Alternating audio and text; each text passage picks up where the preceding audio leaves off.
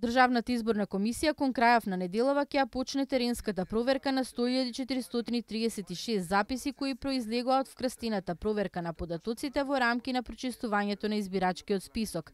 Теренската проверка ќе ја вршат 374 овластени анкетари, а нивни контролори ќе бидат раководители на подрачните единици на ДИК. На спроведувањето на теренската проверка му претходеше процес на вкрстени проверки на база на податоци од различни институции, како и граѓанска контрола на избирачкиот список на веб апликацијата на Државната изборна комисија. Наша цел во овој процес е довербата од сите заинтересирани учесници во резултатите од теренските проверки.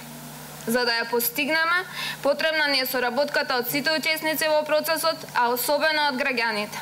Се со цел да се олесни теренската проверка на податоци, ДИК ќе реализира медиумска кампања Отворени врати со која ќе ги повика граѓаните да учествуваат во проверката.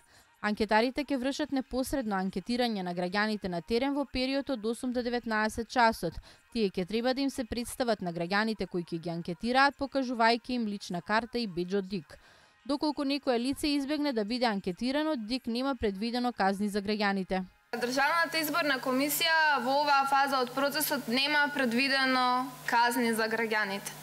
Нашата цел е соработка со граѓаните во текот на овој процес, затоа и оваа кампања за отворени врати, значи се обраќаме до граѓаните да ги отворат своите врати и со малку од своето време да придонесат кон избирачки список во кој сите ќе имаме доверба.